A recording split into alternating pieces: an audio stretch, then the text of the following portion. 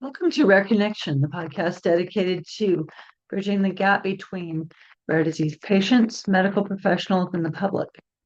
Because every story matters and every connection counts. Today, we're diving into hereditary hemochromatosis, a rare condition that causes iron overload and often goes underdiagnosed until serious complications arise. Our guest, Michael, knows this story all too well. Michael is a writer, traveler, former educator, and author of the memoir Incompatible with Life, a powerful account of his journey with hemochromatosis. Born in Berlin and raised in upstate New York, Michael's life has been anything but ordinary. From teaching social studies in, uh, in Brooklyn to tending bar in London and Guatemala, his adventures have taken him across the world, around the world. But in the midst of it all, he faced life-threatening diagnosis that almost took everything from him. Today he's here to share his story, the struggles, the lessons, and what he hopes others can learn from his experience. Whether you're a rare disease patient, medical professional, or just someone who enjoys a compelling story, this episode is for you. Let's get started. Michael, can you take us back to the moment when you first were diagnosed with hereditary hemochromatosis? What led you to seek medical help? I can. I can. Though actually, the story begins a little bit before my diagnosis with hereditary hemochromatosis, because as you noted in your introduction, it's a disease that is often undiagnosed, which is one of the real frustrating parts of this disease. It is a rare condition. It is not one of the most rare conditions in the world, and it really could be picked up by a simple screening at childhood. I often think of hereditary hemochromatosis, which is most common in Nordic and Celtic populations. I often think of it as sort of the Tay-Sachs or the sickle cell for people from Ireland or from Scandinavia. And just as with those conditions, you can do a simple blood test when the child is born. They don't do that for this disease, and so it often goes undiagnosed with men about 50 years and with women about 60 years on average. So when I first started realizing that something was seriously wrong with my health, it was in 2015, late 2014, early 2015, and I just began to experience a sort of sudden collapse in my vitality.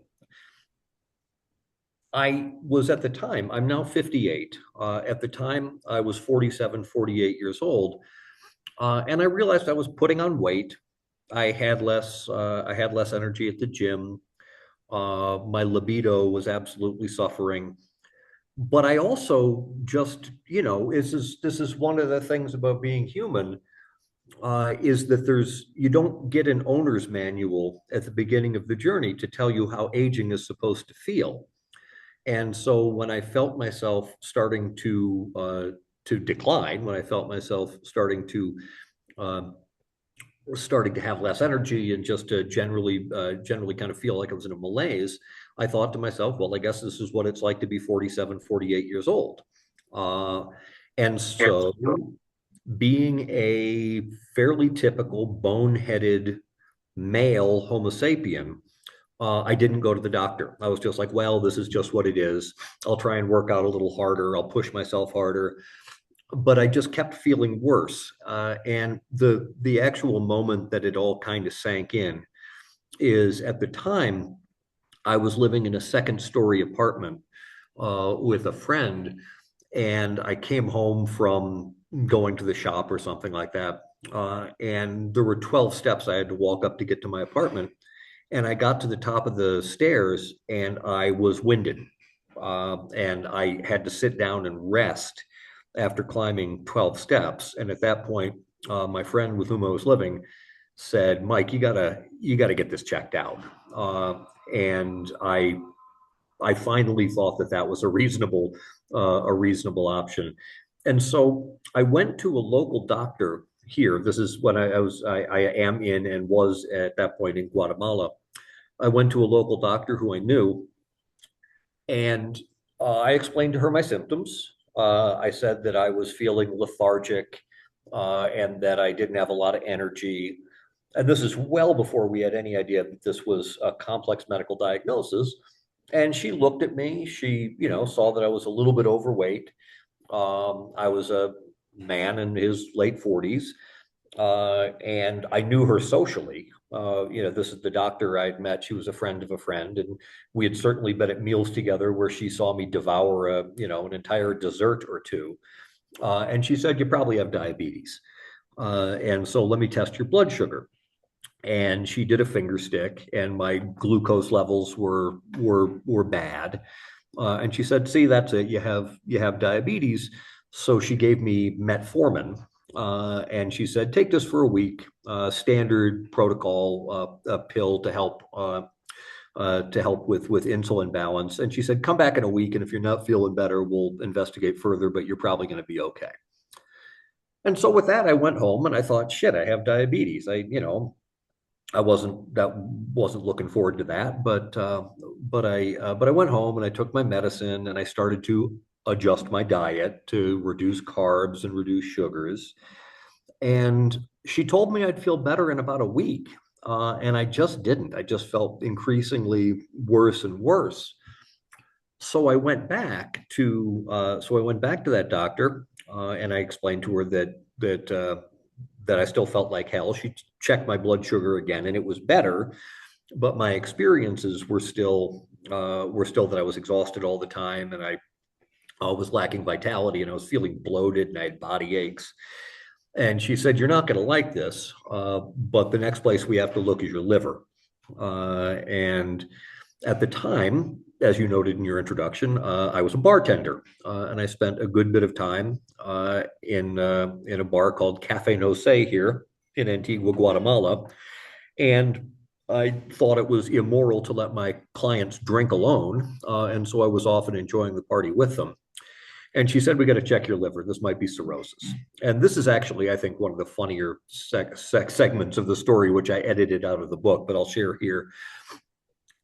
She sent me to a local radiology clinic in a small community called Hocotenango, near to where I live. And if you can, like, imagine or remember your experiences of a medical visit in the United States or Europe, and then imagine the complete opposite, and that was this clinic. It was crowded, noisy, felt pretty unsanitary, and the nurse came out to the waiting room and led me into this small closet where there was a bed, and above the bed was a television screen that was playing an episode of Barney, the purple dinosaur, on it. And it was like totally just this bizarre moment. I laid down on the bed and I'm watching Barney. And then this kid comes in, and he's maybe 18 years old by a couple of weeks. And he's my radiologist. He's going to do my sonogram that they're going to conduct on my liver to see how badly my liver is damaged. And I looked at him and I looked up at the TV screen and I said, "Barney?" And he went, "Yeah, it's Barney. It's good, no?" I was like, "Yeah, it's fine." And he flipped a switch and it switched over to the interior monitoring panel. I guess he just liked to watch Barney when people weren't there getting tested. And I asked him how long he had been working, and he said 2 weeks, 2 semanas. And so he was brand new to the job. and he starts to wand my abdomen with the wand, with, the sonogram wand. And he starts to get really excited, and he's pointing up to the television, and he says, "Mira, hay cirrosis aquí, y hay cirrosis aquí, en todos lados de su hígado hay cirrosis." He's saying there's cirrhosis here, the cirrhosis there, it's all over your liver. And he's so excited about it. He's like a kid who's, has a metal detector at the beach, and he's just discovered his first gold coin. And I want to be happy for him, but he's telling me that I'm going to die. And Yeah. so I'm like, well, thank you. And I took the report back to the doctor, and she looked at it and she said, "Yeah, this is really bad. I can't tell exactly how bad the cirrhosis is, but this is significant." And she said, "If you want, I can put together a medical team here in Guatemala, but this is a complex, you have diabetes and you have cirrhosis. And it's bad cirrhosis. And this is going to require some heavy interventions." And she said, "I can put together a medical team here, but you're from the States." At the time, my mom and dad were living in New York City, which is to where I would return. And she said, "You're gonna do much better getting back to the States." So the next day, I went home that day, and my friend who I was living with stuck me in bed, and she went and she actually got me a plane ticket for the next day, and I flew home to New York, where I was my parents had arranged for me to first see a general practitioner who took a look at my charts and checked my vitals, saw the report of my cirrhosis and my diabetes, and said, "We got to get you to a liver doctor." And so I ended up with going up to a liver doctor's office the next day. And an interesting side note, I had showed up I didn't have insurance at the time, and I showed up in New York in, I believe, late January, early February of 2015, and it was like one day before the end of the enrollment period for the ACA.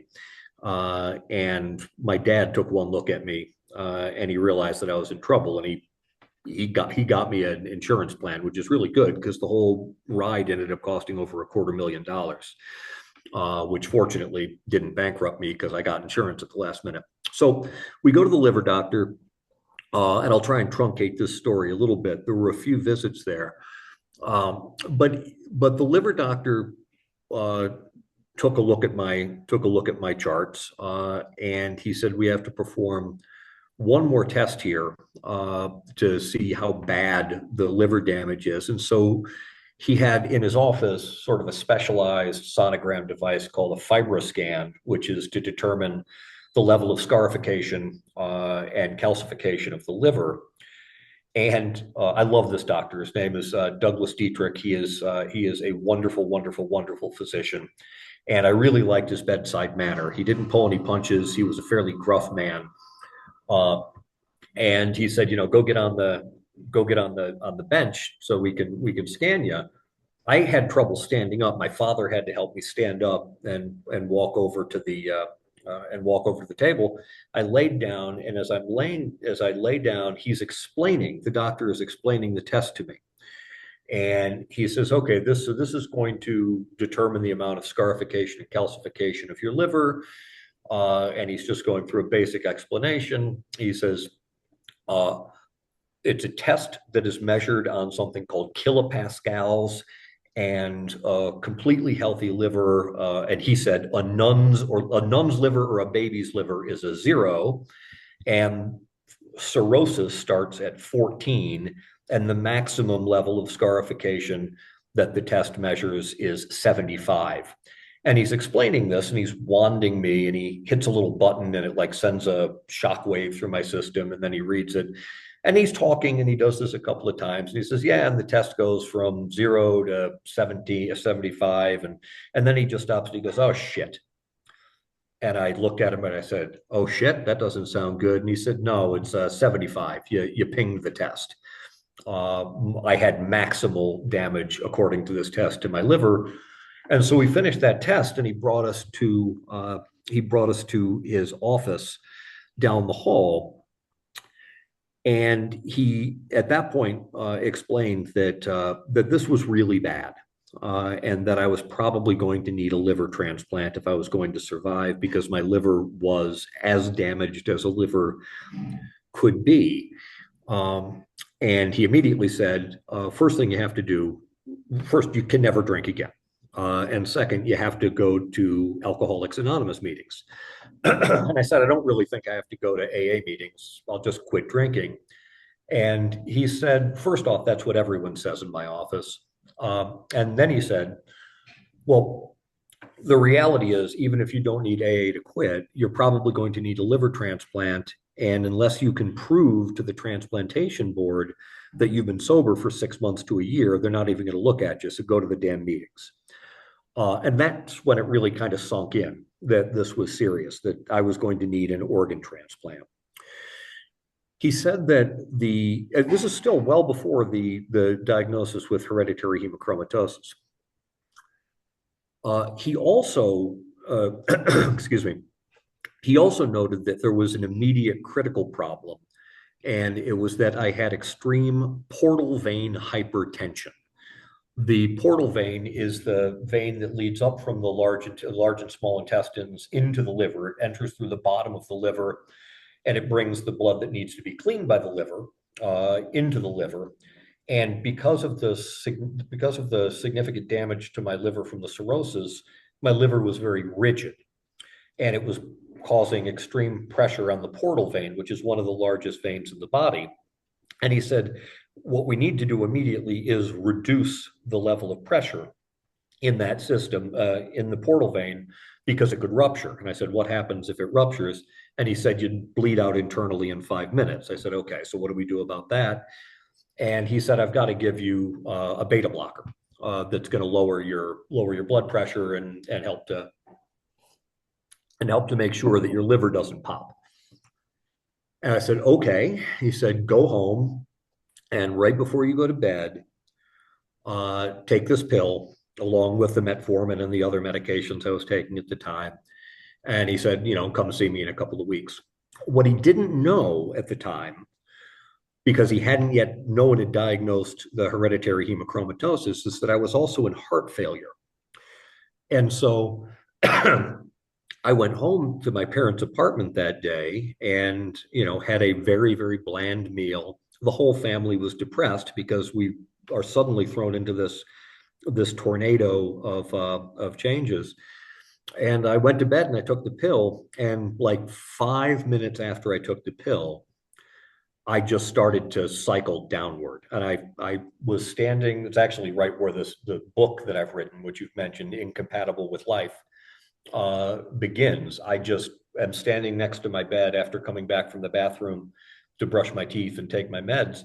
And I just fell flat down on the bed and landed on my face and couldn't get up. And that's when we rushed me to the hospital.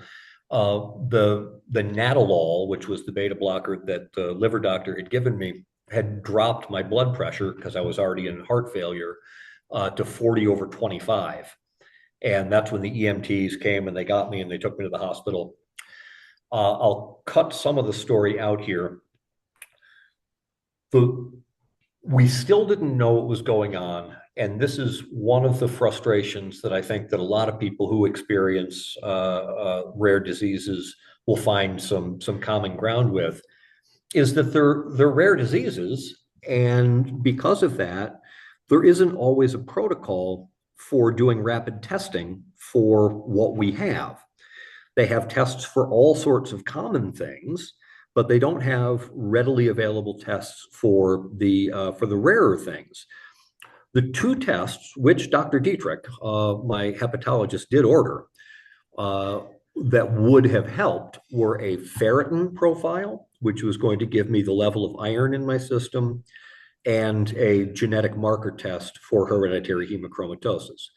He is a brilliant doctor. He saw that those things were necessary. He did the blood work for them the first time I met him in the office, and then he sent them out.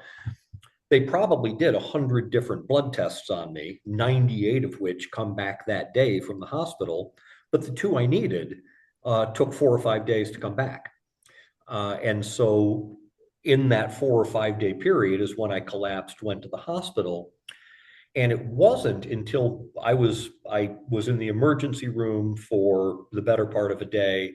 I finally got moved to what's called a step down unit. They were going to send me to an ICU, but they didn't have a place to put me. So I went to a step down unit, which is so called because it is one step down from an ICU. I am in very, very bad shape. Uh, and at some point on that third or fourth day, the results of those tests come back into Mount Sinai Hospital, which is where I was treated. And God bless the people at Mount Sinai Hospital, they saved my life. The results come back into the Mount Sinai system and they get kicked out to all of the different departments. And there's this one doctor who I had never met. Her name is Dr. Tara Nayab, and she's a cardiologist, and she's the one who was in the queue to get these results. Here's a patient, here's some results. And it was actually Dr. Nayab who put the pieces together and saw the ferritin marker first, which was extraordinarily high.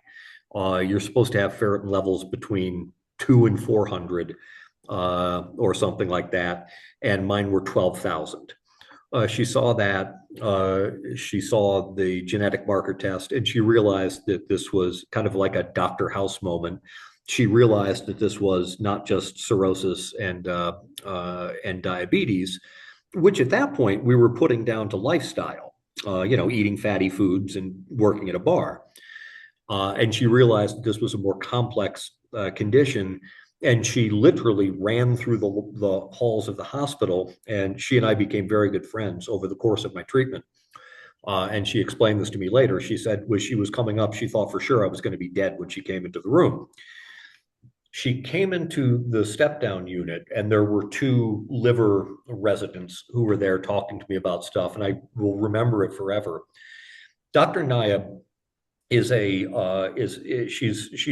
shorter than me. I'm 6 feet tall. She's maybe 5'4". So she's kind of tiny, and she was 8.5 months pregnant. And there were these other two young residents who were there talking to me, and she came in, and I'm sure you've met these people before. It doesn't matter their physical size or but they just carry with them the aura of authority and knowledge and power. And that's Dr. Nayab. And she came in, she touched my forehead, and it seemed to register something with her. And then she took the two residents and she pulled them aside, and they had a very quick one-sided conversation where she basically said, "Hey guys, I'm in charge here now." They came back over to my bed, said, "This is Dr. Tara Naib from cardiology. She'll be taking care of you now." And they left. And she had me immediately transferred to the cardiac ward. Months later, when we were talking about this during my recovery, she explained to me that I was in something called cardiogenic shock. And the way that I asked her what that meant. She said, "Well, when we first met, your heart wasn't really beating. It was just sort of quivering." And so she immediately took over my care, and she's the one who did the diagnosis of the hereditary hemochromatosis. And at that point, once they moved me from the step down unit to the cardiac ward, that's when my care actually began in earnest. To try and manage this condition that they had just discovered 48 years after I first got it in the womb. Bit of a long and rambling answer, but that's how they did the diagnosis. So it took you 48 years to get a diagnosis? It did, which is common with hemochromatosis, and this is really something that I'm glad you're calling attention to it. Hemochromatosis is one of the most commonly diagnosed diseases at autopsy. When they finally cut your body open and they see all of the systems that it is affected, they go, "Oh, I guess he had an iron overload, or I guess she had an iron overload. The problem in the diagnosis of hereditary hemochromatosis is that the conditions, first, they don't manifest early in life. So it is an iron processing disorder. Most human beings, most adult human beings, have 2 to 4 grams of iron in their body at any given time. That is largely distributed there's some in the spleen, there's some in the bone marrow, but most of it is distributed in the red blood cells, in hemoglobin, where it's kind of the iron atoms are actually kind of the central architectural part of a red blood cell. They're what transports the oxygen. And so you're supposed to have about 2 to 4 grams of this stuff in your body at any given time. And my problems didn't start until I was probably 45 years old. And by the time I got to the hospital at 48, I had over 1 kilogram of iron in my body. And your body can put it lots of places. When your body runs out of space in the spleen and in the bone marrow and in the blood, it starts to put it elsewhere. It puts it in your heart. It puts it in your liver. It puts it in your pancreas, or the other way around. It puts it in your glandular system. It puts it in your joints. And so your body just tries to sweep all of these trillions of iron atoms under the rug. And it can do that for decades at a time. And with men, it really only starts to become an issue where you actually start to see the organ damage and the glandular damage and the joint damage at about 50 years of age. For me, it was 48. With women, because for most of their adult lives, women are menstruating. They are shedding iron-rich blood, so it slows down the impact of the damage that can be done. And women are generally diagnosed in their 50s or 60s. And so, yes, what happens is you take someone like me. I'm a fairly typical example of this. I'm a 45-year-old man of Irish descent, working at a bar, who enjoys rich desserts with his meal. And you see he has liver cirrhosis and diabetes. The immediate place that the brain goes is, well, it's because he drinks and he eats chocolate. And there's no reason to look beyond that.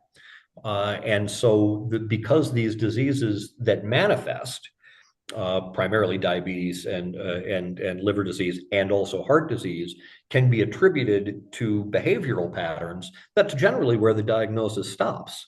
And it's not until you get the full system collapse or you get an autopsy that either a doctor or a coroner says, "Oh God, look, there's all this iron here. This is what's causing the problem to begin with." So yes, I just have a couple of people walking in. They will pass by. We'll do a quick hello. Amen. And so yes, it was not until I was 48 years old that I was diagnosed, but that is largely because this disease is so easily missed it is so easily attributed to other causes. Add to this one other factor.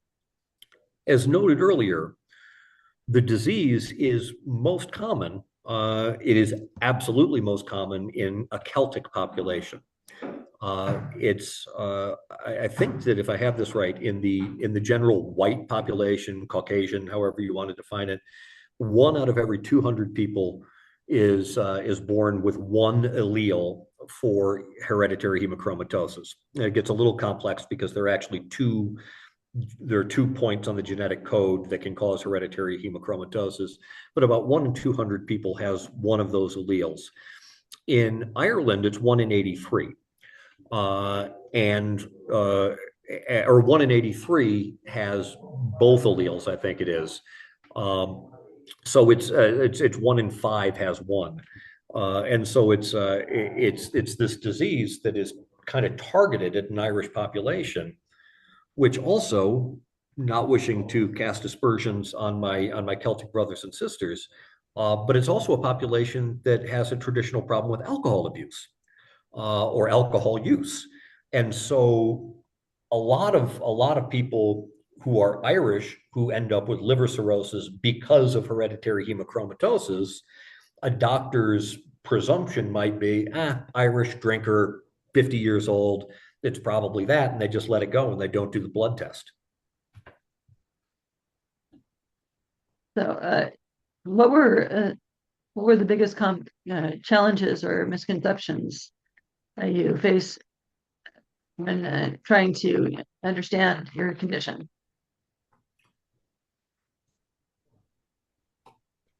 The biggest challenge in trying to understand my condition was being 48 years old. And as you noted, I've lived a fairly active and adventurous life, with a lot of traveling and a lot of trekking, a lot of hiking, a lot of sports.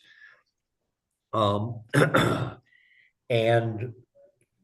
and it was and and and then I'm in the hospital. And the title of the book is Incompatible with Life, because that's how I discovered later, that's how I was being described, is that my condition was incompatible with life. And all of a sudden, at 48 years old, the hardest adjustment was realizing that I was mortal. Like, I mean, I knew it.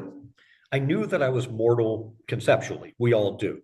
Uh, but those of us who have suddenly been diagnosed with a terrible life-threatening disease or have had an accident, it's like it's all of a sudden it's right there. Um, and that was the hardest thing to confront, was that I was all of a sudden I went from living in Guatemala and running a magazine and working at a bar and having a life, and then a few weeks later I'm in a hospital and nobody expects me to ever get out of the bed. That I was supposed to, they were expecting that I would die. Um, and that's a little bit hard to wrap your head around in the middle of what was otherwise a wonderful adventure. Uh, Many people with hemochromatosis go undiagnosed for years.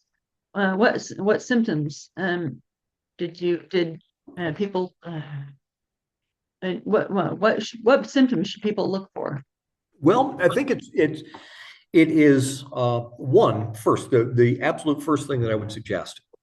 And if as I engaging in podcasts and writing the book, and doing other forms of education around hemochromatosis, the first thing that I really would, the first change I would make if I could wave a magic wand, is you just do the damn test when kids are born.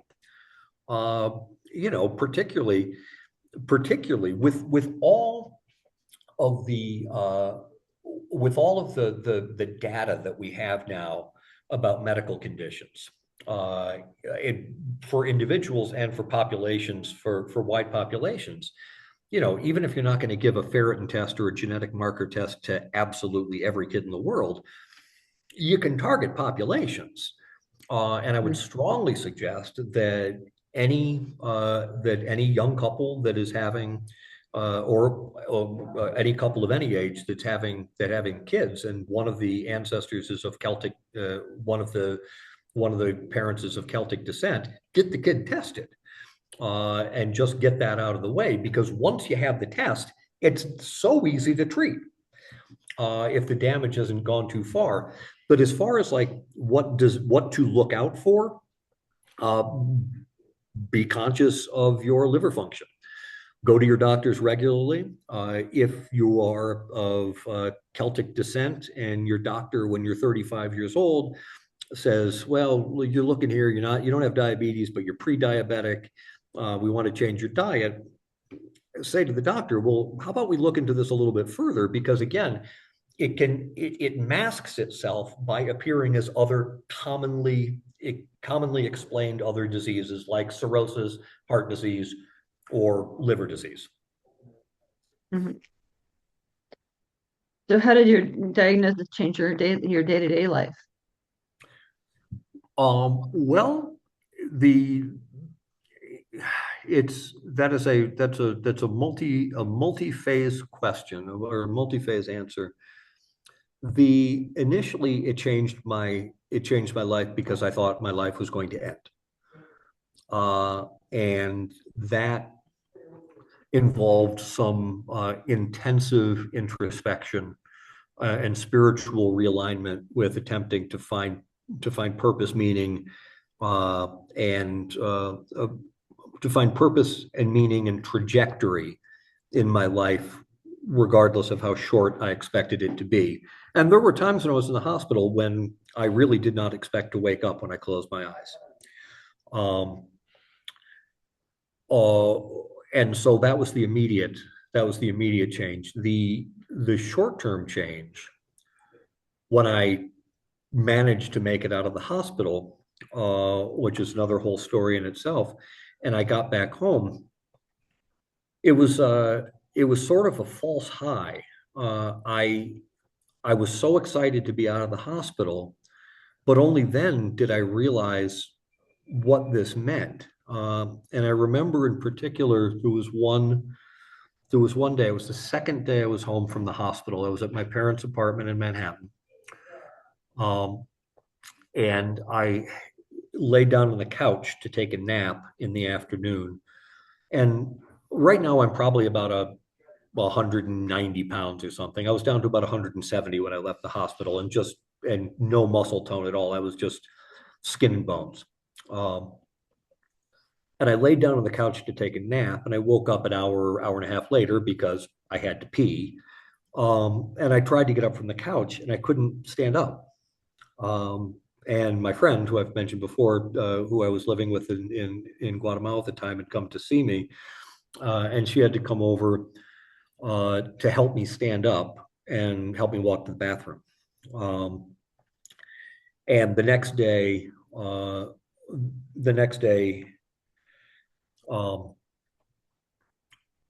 had a real crisis that night. She took me into the bathroom, and I had to take a bath, and after using the bathroom, and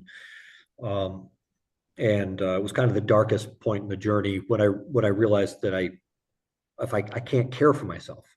I'm physically not safe on my own, and I strongly considered committing suicide, and and was interrupted in my plan to kill myself, because I just didn't want to live like this. And my friend interrupted me as I was going to do that, and I'm still here, so thank fate. Yes. But the next day, after having not killed myself and survived that night, and then realizing that there still was an enormous amount to live for, I decided it was sort of like the pivotal changing moment. I was like, okay, no matter what, I'm gonna do everything I can to get better from this. I don't know how much better I can get, but I'm gonna get better. And the next day, I went and I took a nap on that same couch, and I woke up an hour and a half later because I had to pee and I couldn't stand up. And my friend Mercedes started to come over, and I said, "No, I got to do this myself." And actually, I'm really proud of this. It's a silly thing, but I'm so proud of it. I had to figure out how to stand up from a couch, and so I was laying on my back on the couch, and I kind of turned over onto my side, and I dropped my legs off the end of the couch. And so I was face down on the cushions of the couch, and I could just barely push myself up into a stand with my arms and legs. And I like walked over to the arm of the couch, and I was able to just stand up a little bit from that. And then I had to go to the bathroom. Mercedes spotted me on that walk, but I was able to make it. And that was a point where I kind of made a real emotional turn, and I was like, I'm going to get better. I don't know how much better I can get, but I'm going to get better.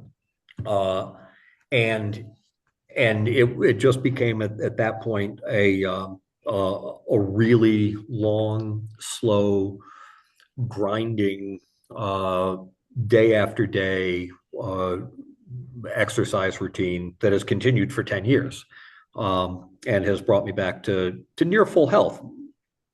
I still have diabetes. I still have liver cirrhosis. I still have heart disease. I still have glandular damage. I still have joint problems. But I'm once again back and fit. Part of the changes more long term were all of the celebratory parts, what I previously perceived as the celebratory parts of life, the drinking, the smoking, the late nights, the all of that, gone in a heartbeat. And I just don't do any of that stuff anymore. And dietarily, it's funny. I have largely addressed the imbalance of iron in my system. During the first full year of recovery, when I was living in my parents' apartment in New York, going to the hospital 5 times a week, even though I was out of the hospital, that was no longer an inpatient. Over that year, we haven't covered this. This makes sense to just say now. So the treatment for hemochromatosis, well, they can do some chelation where they introduce something to your blood to try and pull the iron out. The most effective, we never did that for me, the most effective way to treat hereditary hemochromatosis is to limit the amount of iron that you take in through your diet. So cutting out lots of red meat and iron and, iron fortified milk and all of that stuff. And then doing bloodletting. And so the same way when you go and donate blood at the Red Cross, it takes about half an hour or so, and you give 500 milliliters of blood. And your listeners will probably know this. When you donate blood, they tell you, like, you can do this once every 3 months because your body needs to regenerate. The reason it's 3 months or approximately 3 or 4 months is because the life cycle of a red blood cell is 120 days. And so in order to fully restock your system, you gotta wait that long. I was doing 2 blood donations a week for a year. I donated blood 100 times in a year and was constantly fatigued. And so to get back to the changes, I've largely figured out how to regulate my iron levels. And if my iron levels start to elevate again into the high normal range or above normal, I go donate blood or have a phlebotomy. I used to just go, for a couple of years, I was just going to the Red Cross and donating the blood. But I can't do that anymore because one of my subsequent diagnoses from my heart disease is AFib, atrial fibrillation. And so I'm on blood thinners, and so I can't do that anymore, but I can still donate blood. And so it's really through restricting iron intake, and then when you need to, just go dump some of the blood. And if I could, I think that there's a fascinating diversion here into medical history, which I think your listeners might appreciate. One of the fascinating things that I find about hereditary hemochromatosis, I did a lot of reading while I was in the hospital, and of course, as we all do when we're diagnosed, I think this is true, that many of us who suffer from rare diseases, we kind of become experts in them ourselves. Has that been your experience? Yes, it's pretty much the experience of most people. Yeah. We all turn to Dr. Google first. Yeah, yes, and what I found was interesting is that it's a rare condition, and it often the only 2 people in a room who know what the hell they're talking about when they're discussing treatments and protocols are the patient and the doctor. The nurses don't know what's going. I mean, I don't mean to speak disrespectfully of the nurses who saved my life or any nurses, but they haven't spent 5 years of medical school studying this one particular disease, nor are they living with it. And so you develop an expertise inside of it. One of the things I discovered in my research is that there is some evidence, and I love this, so I just claim it, that the first being who had hemochromatosis was a Neanderthal woman 40,000 years ago. And I am her direct descendant, as is my father, as is my mother, who both have it as well, which is why I have both alleles. And so it's this ancient disease that began outside of the Homo sapien population and entered the Homo sapien population through Cro-Magnon and Neanderthals mating with one another, and it eventually passes into the Homo sapien population. That I think is fascinating. The other thing I think is fascinating is that the treatment protocol of phlebotomy is literally the first medical surgical intervention developed in Western medicine. It's actually designed by Hippocrates of Kos. Do you remember high school, the learning about the balancing of humors? No. So like in the Middle Ages, that often before the development of specialized medical community, the barber was often the closest thing you had to a doctor. And one of the treatments that they had was bleeding people. Famously, Abraham Lincoln, after he was, shot by John Wilkes Booth, part of what killed him is that he was treated by phlebotomy. It doesn't help for gunshot wounds. The concept of the balancing of humors comes from Hippocrates himself. Hippocrates of Kos, ancient doctor in ancient Greece, observed that there were differences between healthy people and sick people, and he wanted to know why. One of the tests that he did was he would take blood samples from healthy people and from people who had been wounded in battle or have an illness, and one day he left the blood samples out and left them there for a day to see what would happen. And when he came back, he found that the blood had separated into 4 clearly defined strata.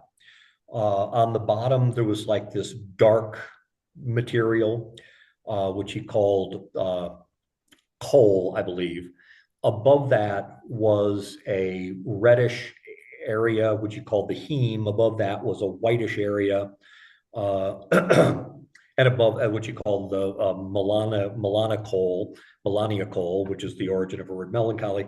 And above that, he found a clear liquid. And he noted that in healthy patients and in sick patients, these proportions were often off. They didn't match. In healthy people, they were all the same. Sick people, they had different levels of this thick stuff, yellow stuff, brown stuff, red stuff. And he determined that was probably something about this was the cause of their illness. What we know now is that was just the blood settling out into its constituent parts. The stuff at the very bottom of his test tube, when he left the blood, there was clotted blood. Above that were red blood cells, above that were white blood cells, and above that were plasma. And he determined that if you were going to treat someone who has an illness, whose blood is what he called dyscratic or unbalanced, the way that you would do that is that you would make sure that the air that they were breathing, the water they were drinking, and the food they were consuming was clean. So you would have a lot of ventilation, you would have a clean water source, healthy food.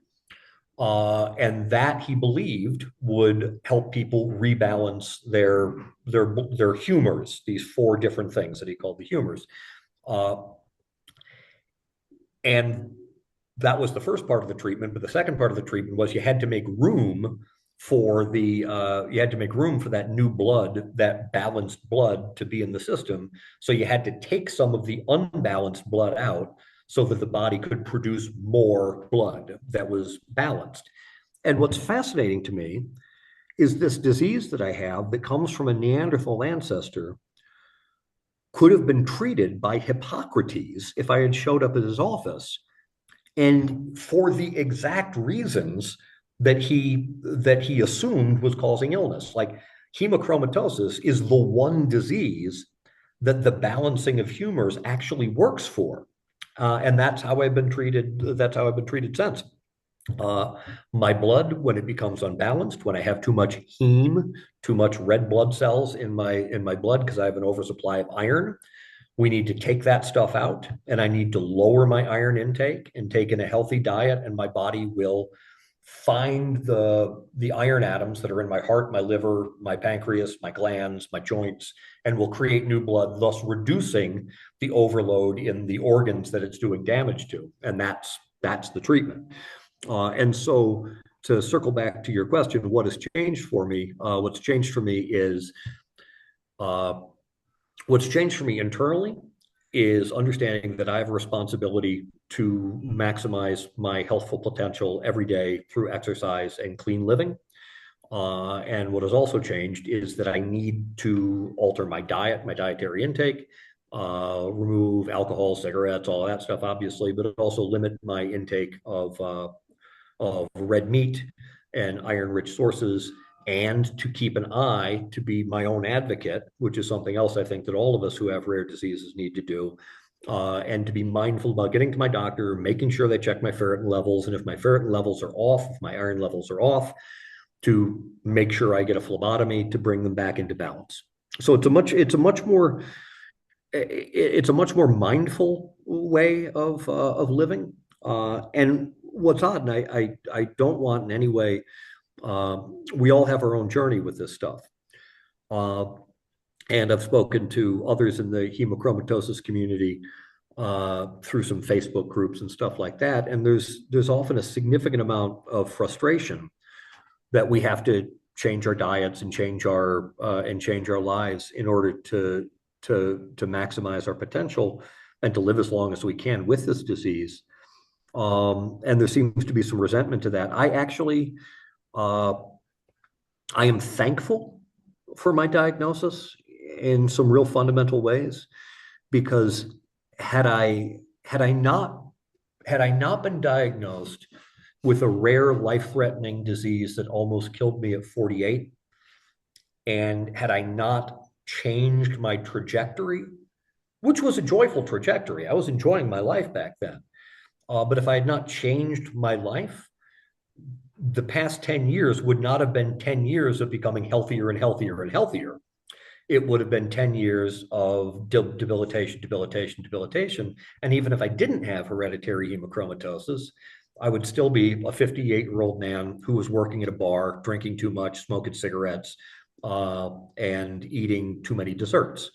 And so in some ways, my diagnosis with this rare and life-threatening disease is what has led me to be finally in good health, because I'm mindful about it, and I know that I need to be mindful about it every day. Yeah. So this does share a lot of commonalities with superficial cirrhosis. You might want to look into that one. But have you tried chelation therapy? I never have. No, I talked to the doctors about it when I was in the hospital, because at that point we were looking for anything. Yeah. My first couple of weeks in the hospital. So once Dr. Nayab gets me from the step-down unit to the cardiac ward and decides she's going to take over my care, the first thing she had to do was to try and do interventions to allow me to be healthy enough to start to do the phlebotomy, because my cardiac function was so weak. At first, we couldn't start with phlebotomy because I couldn't lower the blood volume in my body at all, or else my heart would stop. And we talked about chelation, and the response of Dr. Nayab and another doctor who I want to mention, her name is Dr. Judith Lin, who is an absolutely incredibly brilliant hematologist, blood doctor, who was the one who guided me through this mostly. And she just had an incredible eidetic memory. She would come into the room and she would just have in her massive, beautiful brain like 100 different, all of the blood work, and I can kind of have some understanding of what my hemocrit level is, but there are 100 different variables, and she seemed to have them all in her brain. She was brilliant. And between Dr. Naib and Dr. Lin, they determined that the chelation therapy just wouldn't be that helpful for me, and that what we really needed to do was focus on getting me in good enough shape to start to do the more radical intervention, which was the continual phlebotomies. When they finally did get me to that point, I ended up doing 6 phlebotomies in 3 days. And so they essentially removed about half of the blood from my body over that week because they needed to just do everything they could to remove the iron. But we never went to chelation. There was some suggestion that if I drank black tea, it would help to bind the iron, and so I did, that kind of stuff. But we never did a formal chelation therapy in the hospital, and I have not done it since. You've had a fairly incredibly adventurous life, traveling, bartending, teaching. How did hemochromatosis affect those experiences?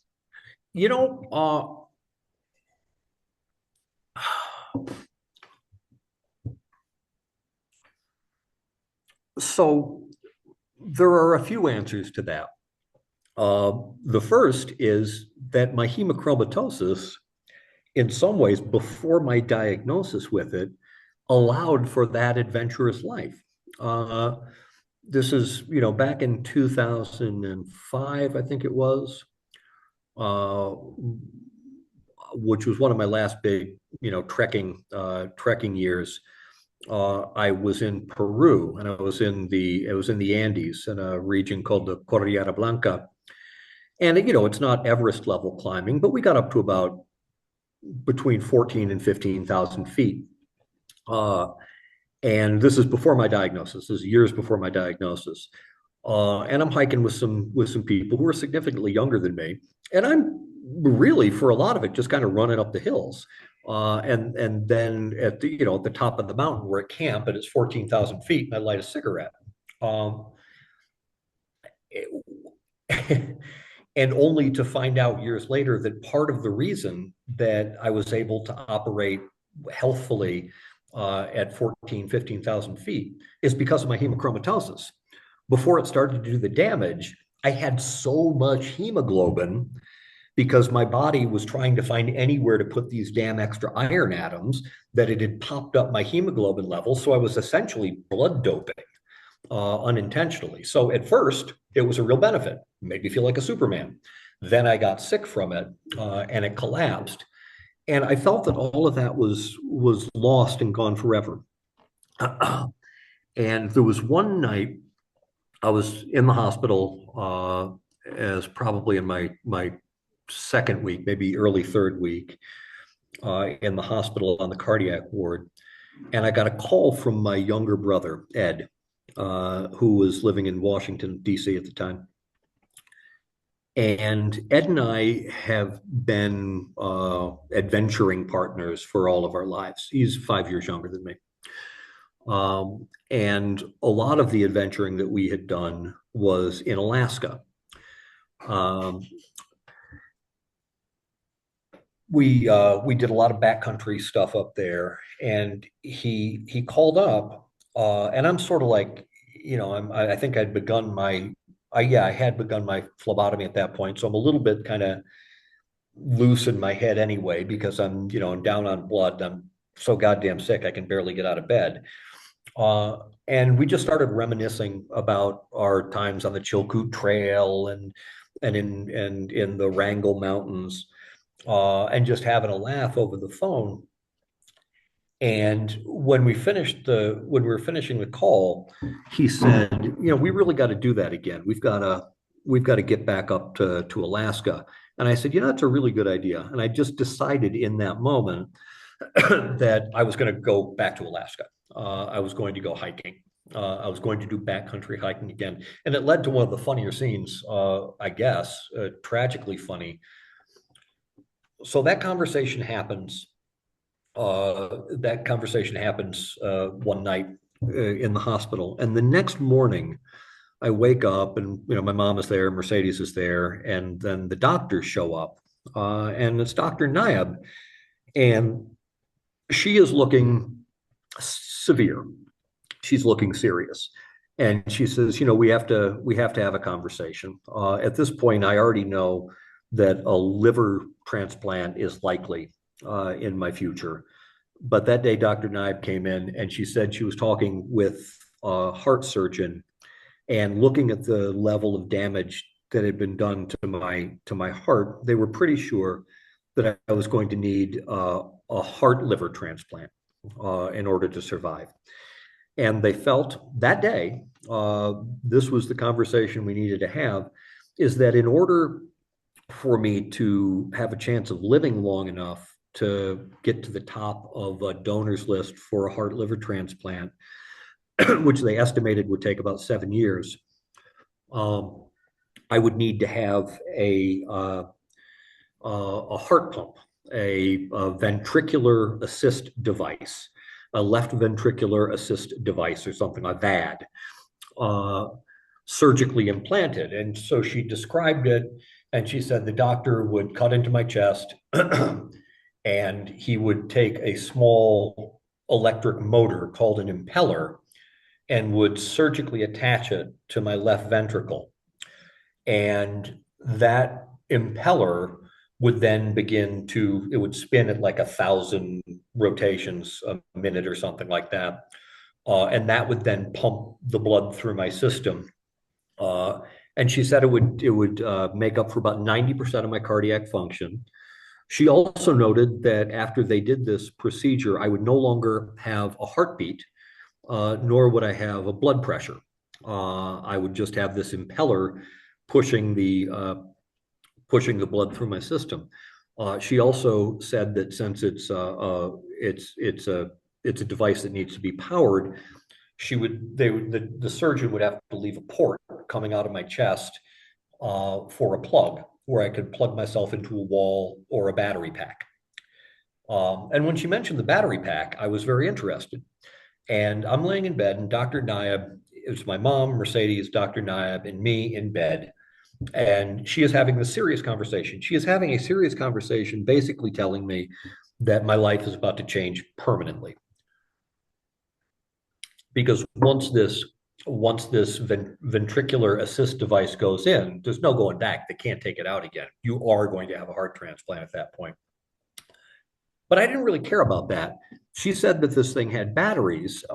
And so I'm coming at this from a conversation that I'd had the night before with my brother, Ed. And I've decided I'm going to go to Alaska. So when she mentioned the batteries, I kind of perked up and I said, "How much do they weigh?" And she said, "I'm sorry?" I said, "How much do the batteries weigh? Are they like a pound, 2 pounds, 3 pounds? Do you know?" And she said, I don't know. I think maybe a pound or two. And I asked her if she could find that out. She said, "Yeah, I guess." And she said, "Do you have any other questions?" I said, "Yeah, are they waterproof?" And she looked at me. I remember she looked at my mom and looked at Mercedes like, what the hell is he talking about?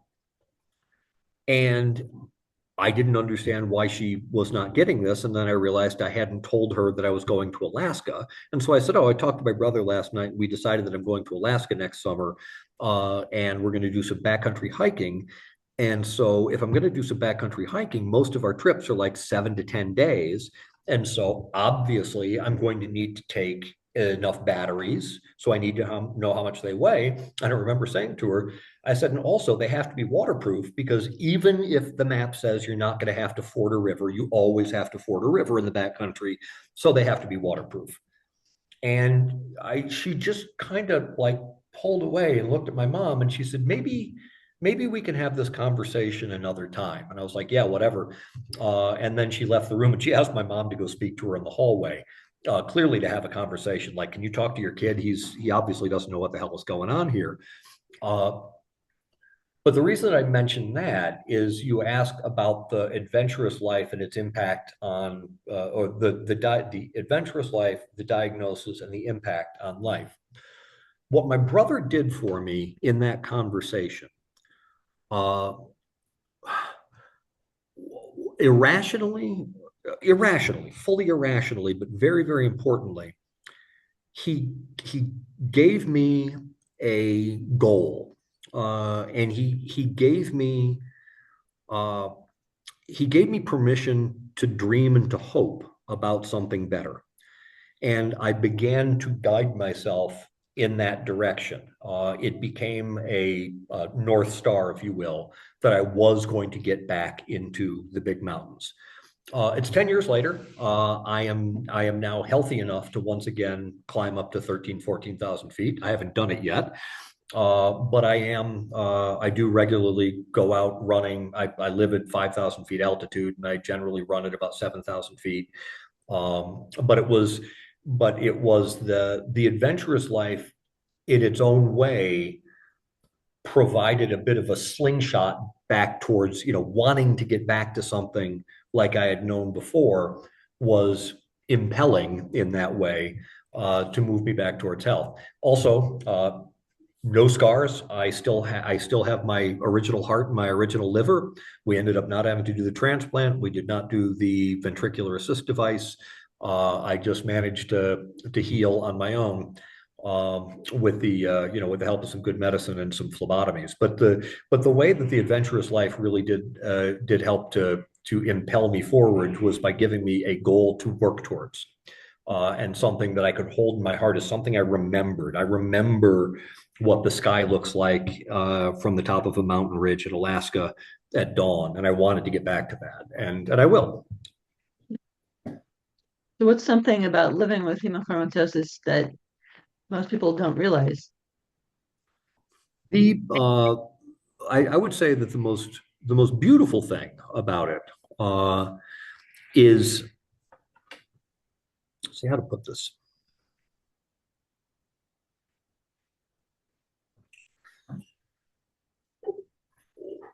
As I alluded to before, I without taking anything away from the terrible experiences so many people have with any diseases, rare diseases or common diseases, is for me, uh, I found living with hemochromatosis is a beautiful experience. Um, and a way to describe this, it goes back to understanding mortality. Um, as I've mentioned, I live in Guatemala, and while I'm not 100% fluent in Spanish, I can communicate. And in Spanish, there are two verbs for the concept to know. There is saber and conocer. Saber is to know informationally. It is to, if you want to know how many people live in Barcelona, you would use saber, the saber form, of how to know how many people live there. Conocer is a far more intimate and personal understanding. Like you said, you live in Oregon. Yes. You in Portland? Yes. Well, Beaverton, but you suburb. Okay, so if you were to say that Portland or Beaverton, you would use conocer. Yo conozco Portland. Um, and for me, what hemochromatosis has done, and the most surprising thing about it, is that it has taken my understanding of my mortality from a saber construction to a conocer construction. I always knew on a conceptual level that I was mortal. We all do.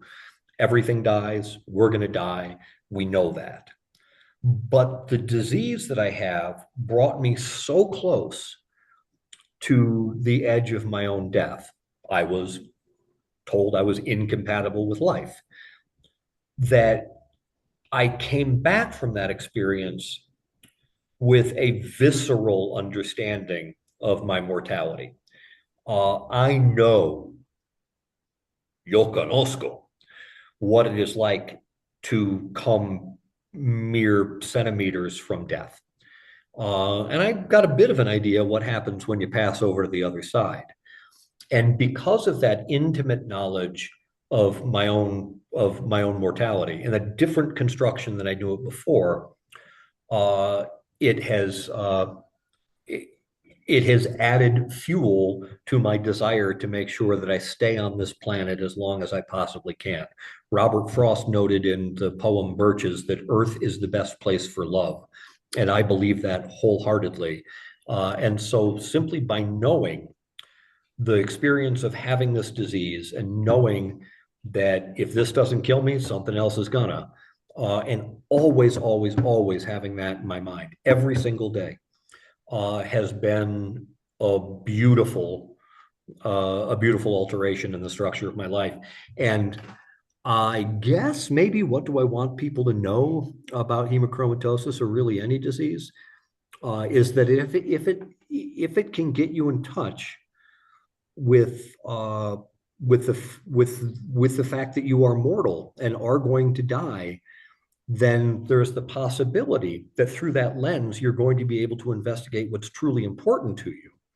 And for me, that investigation has led it is very, very clear that I now understand on a cellular level, on a spiritual level, on a level that I never understood before, that absolutely the only thing that matters in this life is love. It is what everything is made of. Everything of meaning is made of love, and it's the purpose for us being here. And so I would like people to know that that a diagnosis with a rare or terminal or deeply debilitating disease has the potential to allow you to refocus on what's important in your life. And for me, that's making connections and sharing love. So what inspired, okay, so moving on to the book here. So what inspired you to write your book? So gives me an opportunity to plug my website. If anyone would, and we can include these links, I'm sure, in the down below. But my website is michaeljtalon.com, very creative. And on that, there's a splash page when you enter, and it allows you to read the introduction to the book, which I posted online. The book, by the way, is currently with my agent. I'm signing a contract later today or tomorrow. Yes, I'm very happy about that. A contract with my agent, not with a publisher, not yet. But in that introduction, I kind of tell the story about what led me to write the book, and it goes back. It's a story that starts many, many years before I got sick in the mid 1990s. I was at a play. I'd been invited to a play in New York City. The play was called A Couple of Blaggarts, and it was written by Frank and Malachi McCourt, both authors themselves. Malachi, there were two brothers. Malachi wrote a wonderful book called A Monk Swimming, which he explains in the book. The title comes from his misunderstanding of the Hail Mary when he was a kid. Blessed art thou, a monk swimming. And Frank McCourt, who's the more famous of the brothers, wrote Angela's Ashes. And at this play, Malachi was on stage and Frank was in the audience. And at the end of the show, I was called down to say hello to Frank. And he had just won the Pulitzer Prize for Angela's Ashes. And being a cool hipster New Yorker at the time, I did not want to talk to Frank McCourt about how I read his book and how it was fantastic, because I didn't want to be just yet another one of the millions of people he talked to who said that he had read his book. And so I'm going to meet him through a friend who was introducing us. And I thought, what the hell can I talk to this guy about that isn't about his book? And I remembered that Frank, before he wrote his book, was a teacher in the New York City public education system. And at the time, I was teaching high school in Brooklyn in the public system. And so I'm introduced to Frank, and I shake his hand, and avoiding the topic of the book altogether, I said, "So Frank, I hear that you were a teacher at Stuyvesant before you wrote the book. I'm a teacher over at FDR. And I asked him if he ever missed the classroom, and he said he missed the kids, but not the administration. And then he said, and he had a wonderful Irish accent, which I will butcher. And he said, I got a question for you, boyo. He says, what tier are you? And it was a question that only another teacher would ask. He asked me about my retirement tier. He was tier 1, I was tier 4. And when I told him I was tier 4, he said, oh boyo, you can't retire on that. That's a pauper's pension, son. You can't retire on that. You're never going to make any money off that. And he says, but I got an idea for you. So Frank had an idea for me. I leaned in. He says, I'm not sure if you know, but I recently wrote myself a little book, and it's going gangbusters. Maybe you should do that. You should write yourself a book. You'll make a fortune. And so I had always had that story in my mind. And before we parted, and I turned to Frank, he was going to be taken away to another conversation. And, kind of jokingly, we're having a good conversation at the point. I said, so, Frank, tell me, if I ever do write a book, what's your one bit of advice? And he's the author of Angela's Ashes, which, of course, the Angela was his mother, and the ashes were her ashes after her cremation. And the one bit of advice he gave me was to make the title dark, but to fill the pages with light. And many, many years later, once I had been in the hospital, and once I was beginning my recovery, and once a doctor friend explained to me that I had been considered incompatible with life, I realized that I had a very, very dark title, and that it was a good story to tell. And it was one in which I could, in fact, in the end, fill the pages with light, because I view this experience with this debilitating disease that has caused so much suffering to have allowed me to refocus my life onto living in a more positive and vital way. And so the decision was, one, I'm a writer. It's what I do. I wrote a magazine. I write essays all the time. I do a lot of political commentary. And helicopter going overhead. Hang on just one second. I live in a helicopter corridor. But it was an opportunity. I've made this joke with a number of people before, but if you're a writer, the best thing about almost dying is the almost part. And the second best thing, but a very, very close second, is it finally gives you a story to tell. And it was a story that had the meat to hold up, 250 pages of work. And it also gave me something to do. This is just one other thing that I actually don't often think about or talk about. But at the time, like in the first years of my recovery, when at first I could only walk for around the block once. I could only sit up in a chair for half an hour at a time. Just the simple act of sitting at a computer and concentrating for a few hours, and to get your brain to focus on something for a few hours at a time. When I started writing, actually trying to tell this story, was a part of the recovery in and of itself. It was as much as going to the gym. It was sort of like going to the gym for my brain.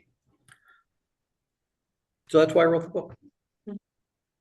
So what's the hardest part about writing about your illness?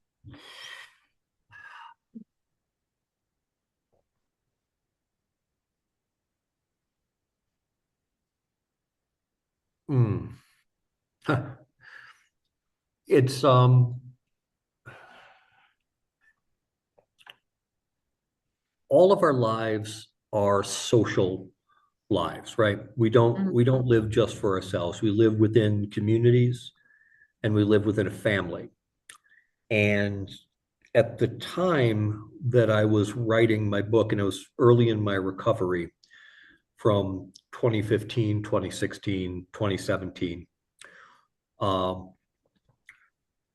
there were some members of my family who were having some other serious health problems as well. And they were deeply impactful on everything, because we are a social creature. My story was intertwined with their stories. And so the hardest thing, technically, the hardest thing about writing the book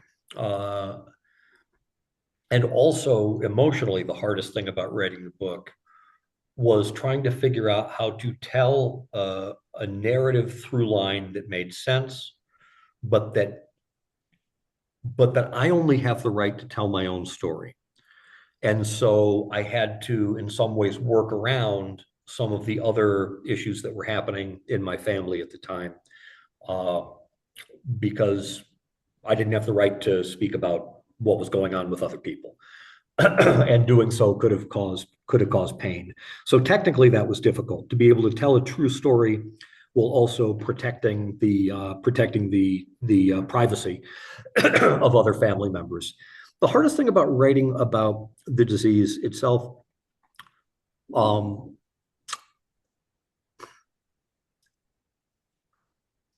well, as I think any of your readers understand, like I mean, I'm speaking almost cavalierly about how my experience with hemochromatosis and this disease have led to a uh, have led to uh, a new place of healthfulness and mindfulness and joy at simply being alive.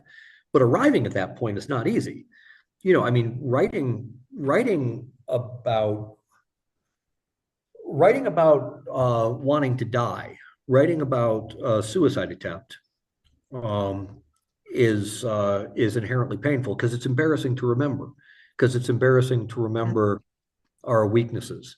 Um, Part of what I now actually, I'm glad I get a chance to segue into this. I've now uh, adapted to this in my life, and I think in a healthful way. But it was difficult to come to. Part of the damage, which is not life-threatening, of hemochromatosis, is it does significant damage to your glandular system, or it can. And in my case, the damage to my glandular system was with my testicles. I do not produce testosterone, uh, which is why my libido had been slipping in the years before my diagnosis. Um, and writing about laying in a bathtub and realizing that I had come to a point, I didn't know there were treatments yet, that I had come to a point of sexual death, that I was just simply insensate. I had no libido, I had no sex drive, I had no sensation when touching myself. I was sure that this was going to mean that I would never again be able to make love to my partner, or to be a man. And I've since expanded my understanding of what that is. And I now speak about this more fully, but it was difficult to write about it first. I am on hormone replacement therapy, and so I do a testosterone injection every 2 weeks.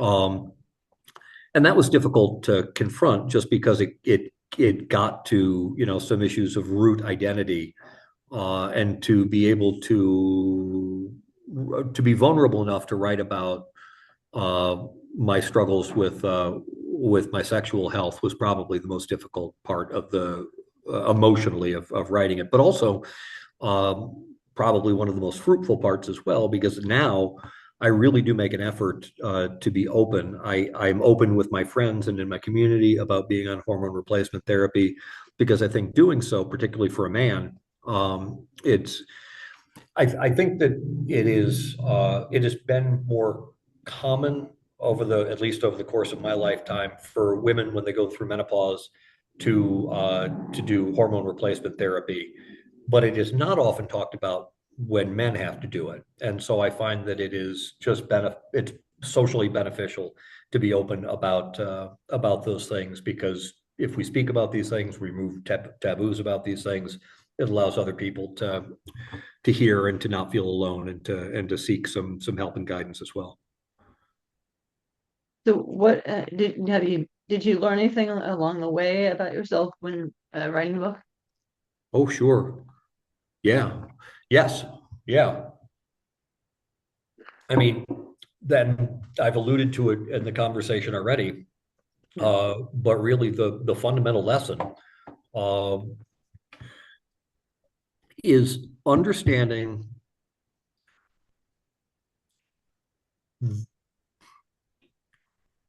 we struggle with purpose and meaning, or many of us struggle with purpose and meaning in this life. Uh, what are we here for? What are we supposed to be doing? And coming so close to the exit and having that, I mean, I'm sure you've heard it said before, or seen it written in a meme or something like that, like nobody gets to their deathbed and wishes they spent more time in the office. You Yeah. know, we get to the end of the show, and there's a sudden realization that the only goddamn thing that mattered, was the love that we shared, and that, and and for me, so much of it was a clear understanding that life really only has two variables. It's the amount of time you have and the amount of love that you get to experience in that time. Uh, and and love is an active process. And so what I learned most about myself and about existence in general was simply that. It's that, one, you're mortal, kid. You're gonna die. And every day that you wake up, you are one day closer to the day you are going to die. And so invariably, every time the clock ticks, the finite amount of time that you have left in this world, it is always decreasing. And so the only thing you can do to increase your purposefulness and your meaningfulness in this world is, one, try and expand that time as far as possible. Stay healthy, stay fit, mind your health, don't walk in front of buses, don't kill yourself in a bathtub. Uh, but the other way you do it is by actively engaging your skills and your abilities and your artistic nature to love and to create.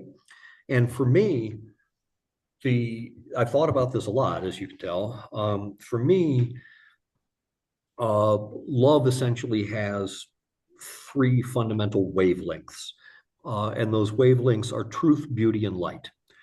And so, part of what my disease helped me to understand is that this life, if we are to make it purposeful and as meaningful as it possibly can be, we should live in truth. We should apprehend, create, and transmit as much beauty and light as we can in the limited amount of time that we have to do so. And so that's what has most profoundly changed with me since then, is an understanding of, I know why I'm here on the planet. It's not to build a tower to heaven. It's certainly, at this point, I'm nearly 60 years old. I'm not going to cure cancer. But what I can do is share a story, and what I can do is support the people in my world and to share love in its three constituent wavelengths of truth, beauty, and light. The reader could take away one message from your book. What would it be? Call your mother. And I say that kind of jokingly, but or call your dad. My dad passed this summer, so I can't call him anymore. Um, but I can think about him. And really, it's as simple as that. Like, what's the message to take away is that you've got a limited amount of time, and that all of the other bullshit doesn't matter. What something's going to kill you. It's not going to be, for most people, it's not going to be hemochromatosis. It's not going to be hemophilia. It's not going to be one of the rare diseases that brings us together and helps us to form this community that you shaped around this podcast. But we're all going to die of something. And there's a wonderful poem by a poet named Robert W. Service. I first started reading Service. It was part of what brought me to Alaska. He wrote up there in the late 19th century. And he has a great poem called Just Think. And it is, just think, some night the stars may gleam upon a cold gray stone, and trace a name with a silver beam, and lo, 'twill be your own. That night is speeding on to meet your epitaphic rhyme. Your life is just a little beat within the heart of time, a little fame, a little pain, a laugh lest ye may moan, a little shame, a little fame, a star gleam on a stone. We're all heading to the exit door, so call your mother or your daughter or your brother or your lover or your best friend and share with them in this day uh, something that is of truth, beauty, or light, and share with them the love, because that's all we got. Um, what would your, let's see, uh, what would you give to, what advice would you give to someone newly diagnosed with hemochromatosis? Don't give up. Don't give up. It's hard. Uh, but there are going to be lifestyle changes, but the lifestyle changes that hemochromatosis requires are in general lifestyle changes would be good for anyone. And it sucks to be forced into them. And anyone such as yourself, Joanna, who has to heavily adjust their diet. I mean, you start to understand like exactly how big a role the consumption of healthful food or any food uh, takes up as a part of your daily activities. But also, these are things that we can adjust to. Like, because of my diabetes, I don't eat a lot. I still have desserts. Don't tell anybody. But I've almost entirely cut out bread. I'm, an Irishman who's largely given up potatoes. And that's all so I can have a tiramisu every once in a while. But like, they're not easy changes to make, but also for most people, and it's not the same for everyone. But eating that much carb in any given day it's converted into sugar, which does damage, and so it's a pain in the butt to do. But once you make the transition, I don't really miss bread at all. Strangely, I eat a lot of cashews now, which somehow take the role of bread for me. But my one message to someone who's recently diagnosed is don't give up, advocate for yourself. And if any of you are hearing this broadcast, hearing this podcast, and you just want to touch base, drop me a line. Let's see. What role do you think patient advocacy and storytelling plays in raising awareness for our diseases? I think patient advocacy, self-advocacy in the medical community, particularly in the United States, is absolutely necessary on all fronts and all levels, all the goddamn time. And it's not. I have I have a lot of complaints about the financing system for the United States, the medical system in the United States. And I know there are other systems out there. But in the United States, the insurance stuff is madness, and the prices are out of control, and but the care is excellent. If you add, or it can be excellent, and guaranteeing it will be excellent is by being a little bit of a squeaky wheel. There was one moment where I was the first couple of days in the hospital. In the midst of all of this, somehow the medical community had not realized that I had developed really bad sleep apnea. I was bloated. I was carrying about 40 pounds of retained fluid. I was heavy, and I needed a CPAP. I needed to wear a CPAP machine, which they hadn't given me, probably because they didn't hear me experiencing sleep apnea when they were when I was in the room and they were out in the hall. And it was terrible because every time I closed my eyes, I was having these dreadful nightmares about being basically pursued by death, because I was not breathing when I closed my eyes.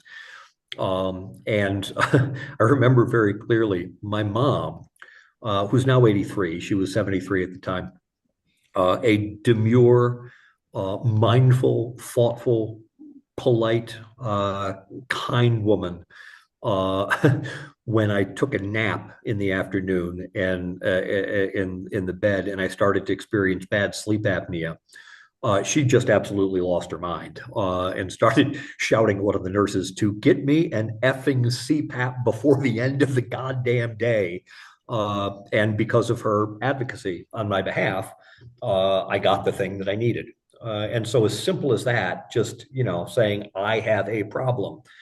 The other thing I would suggest for self-advocacy is, particularly with rare diseases, is that the doctors who specialize in these conditions almost to a rule do not have them themselves. They have studied about them. They have learned about them. They know about them in the saber construction, but they don't know about them in the conocer construction. And because of that, they have no idea what the lived experience is. And I use that phrase so often when speaking to my doctors when I was in the hospital and in the time since I've been out of the hospital. They would tell me something, and I would say, that's very interesting. But in my lived experience, this is what is happening. And just by phrasing it like that, by in my lived experience, it establishes, and I suggest that phrase to anybody who's self-advocating. Just by using that phrase, in my lived experience, you are claiming authority that no one else has. And you are able to take this and you are able to say, this is what is happening in my body from what I can tell, and force the doctors down to that moment. And storytelling, that's what we do. It's what we've been doing for 100,000 years. It's what the Neanderthals were doing when they first developed hemochromatosis. Because you sit around the fire and you tell stories to one another, and by sharing those stories with one another, we realize that there are shared experiences, and the shared experiences can build into cultural belief and can lead towards better advocacy for healthcare in general. You've touched on the reason why I'm trying to get this into a university. I'm trying to get this podcast into a university to give doctors a little bit more education than the paragraph in a textbook that they have. Oh yeah. Yeah, and thank you very much. I want to thank you specifically, Joanna, for actually creating this format for these discussions. I have wanted to do advocacy. I've made some videos that are on my website that do a little bit of education into hemochromatosis. They're on a video page there if anybody wants to check them out. But it's really it's the way it's different than it was 100,000 years ago when we were all sitting around the campfire, is that people don't gather anywhere for these stories unless you create the space for them to gather. And so thank you for doing that. Do you have any future projects related Sure hope to so. related to rare diseases, advocacy, or writing or traveling? Well, right now, my professional energy is focused. I'm contracting with an agent who's going to try and find a publisher for the book. And I am, amongst other things, trying to get myself onto some different podcasts to have conversations with hosts such as yourself to try and spread some awareness both of the book and of the condition. And for future travel plans, there is a big ass volcano that is very close to where I live in Guatemala, and I plan to climb it very soon. It's not quite the 14,500 feet that I hit in the Andes, the 15,000 I hit in the Himalaya, but it's 13.5. Kind of want to do that. Hopefully, it doesn't explode before then. Well, actually, it's wonderful. The volcano is called Acatenango, and it looks down over an active volcano called Volcan Fuego. And so it's really dramatic. Acatenango is a dormant or extinct volcano, and it's just far enough from Fuego that if Fuego blows, you're probably still going to be okay. But I'm hoping to do that soon. And also, I am very much hoping to finally get back up to Alaska. It has been a long, long time.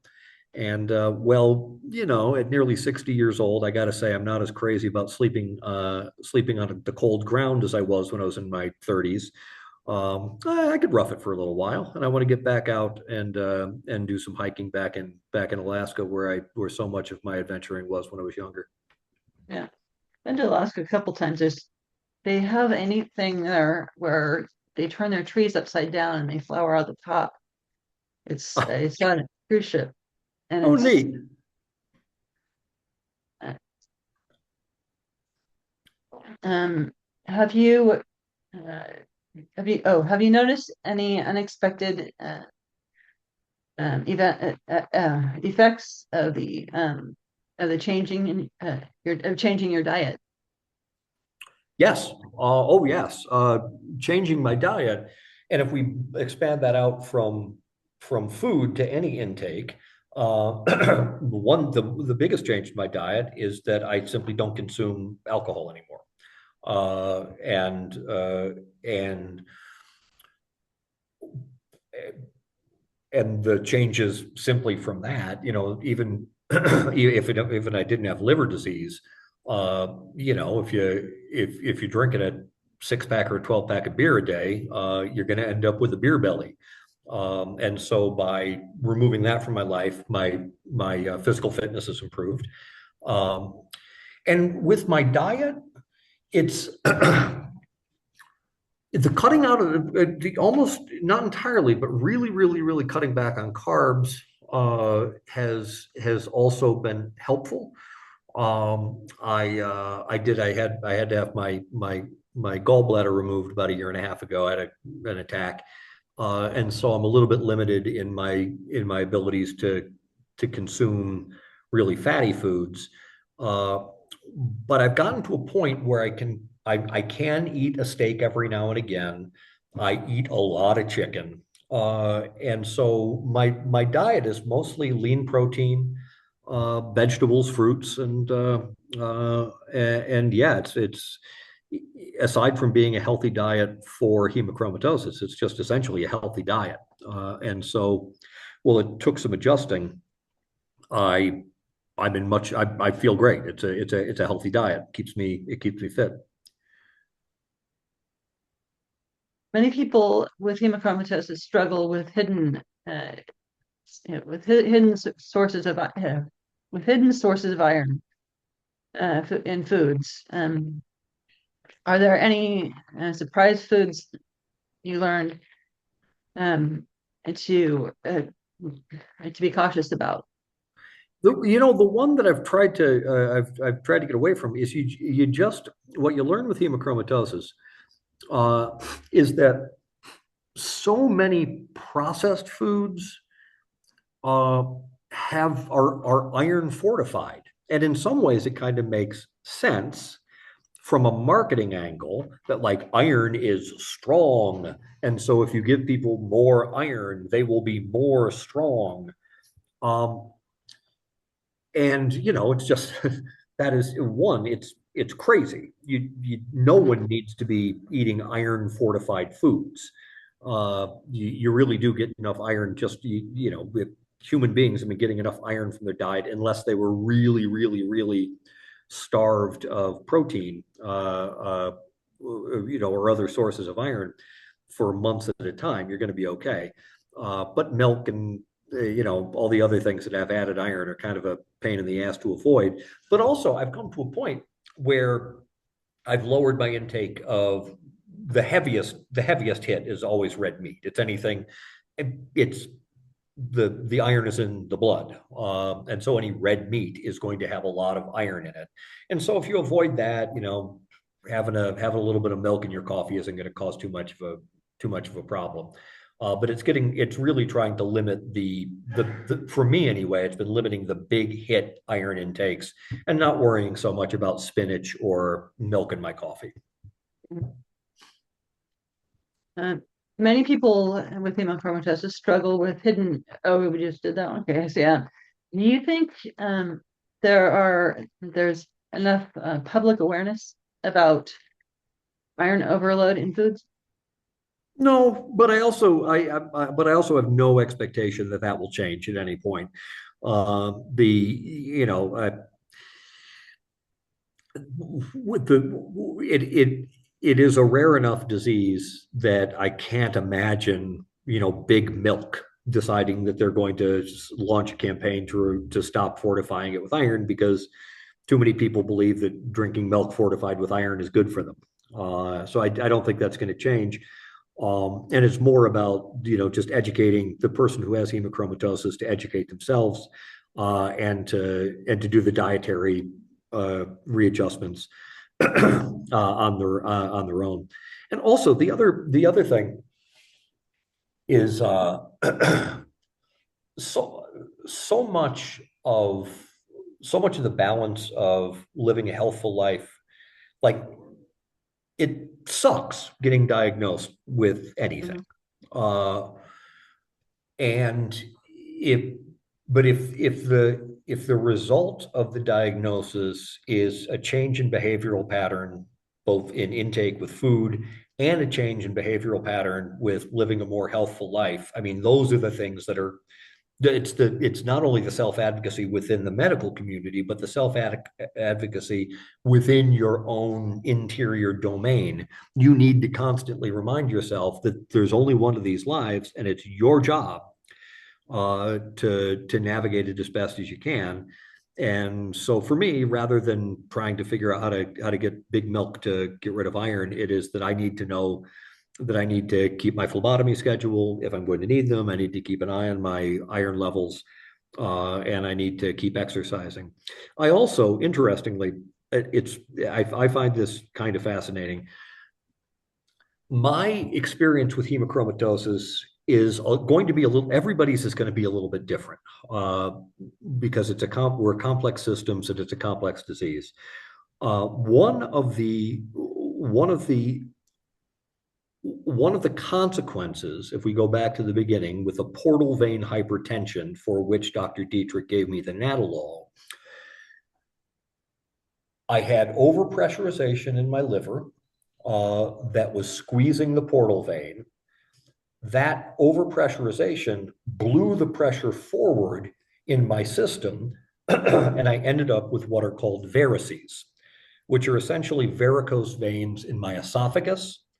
And I have gastropathy, which is essentially varicose veins in my stomach lining. And I have severe and pervasive gastropathy, which means that my stomach is sort of continually leaking blood into my digestive system, which I then pass when I go to the bathroom, when I have a sit down. And so part of my balancing of my iron levels, it's almost like my body collapsed into this in many ways. And one of the ways it collapsed was into this, like, collapsed but solid structure. I, in essence, am self-phlebotomizing all the time. And that's not something that everyone with hemochromatosis is going to end up with. But I'm losing blood on a drip of blood on a daily basis, which helps to keep my iron levels balanced. Do you enjoy cooking, or do you find meal planning challenging with your condition? It is an excellent question, and it depends on if I have company or not. When I generally live alone, and when I live alone, I have really kind of taken my diet down to a very utilitarian level. I know what I can eat. I know what tastes good to me. Um, and I don't have a whole lot of variety in my diet. Like, I hope my cholesterol never gets weird, because I am a murderer of chicken eggs. I eat eggs every day for breakfast. I have 2 or 3 eggs for breakfast every day. And I do that because there are no carbs.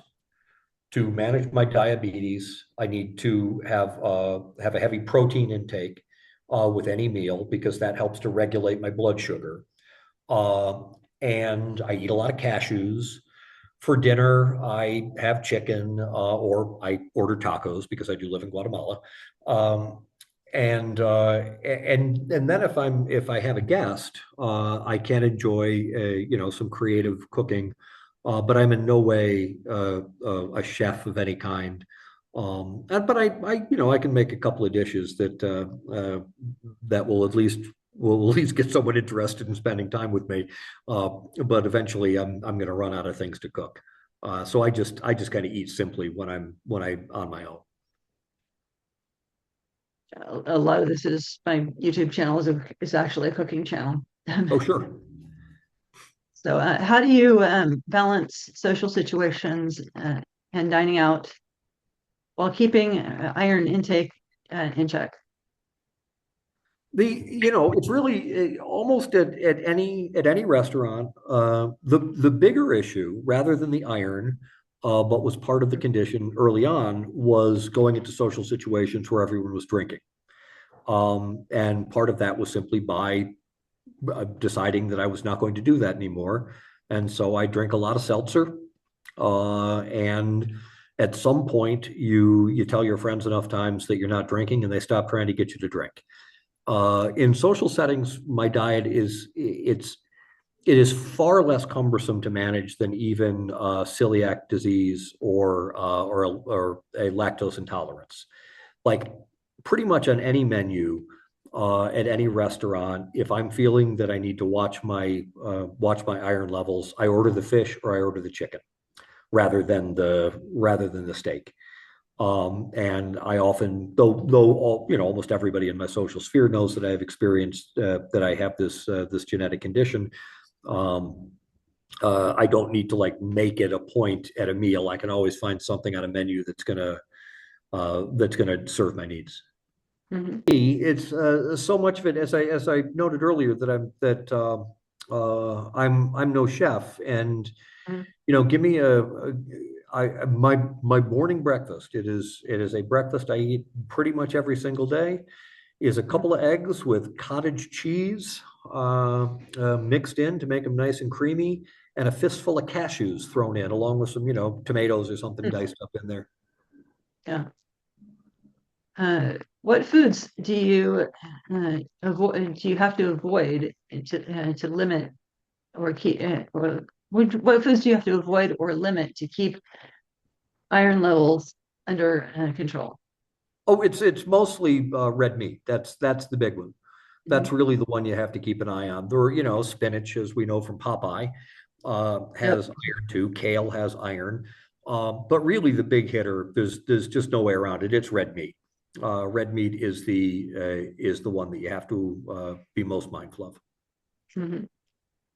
Are there any foods that actually help regulate iron absorption that you found helpful? Not so much. No, it's not so much. It's not like trying to do dietary chelation in any way. It's really just avoid the intake. Mhm. Uh, did uh, did managing your diet feel overwhelming at first? Oh God, yes. Oh How did God, you yes. I think adapt? I think I think anyone who's had to adjust their diet, it's like, and I kind of alluded to it before, but you just don't recognize how important and how Yeah, much of your day is spent thinking about what you're going to eat and then eating it, or creating what you're going to eat. And so when it's like, oh, just change your diet. It's like, well, that's a significant part of my day. And yeah, it was very, very, very challenging at first, and I overcorrected in a lot of ways at first. I also was I had cardiac disease at the time, and so the doctor told me to avoid salt. And having to avoid salt is it's sort of like Greek god level punishment for a human being, to go from eating like really savory foods, and then you have to give up salt.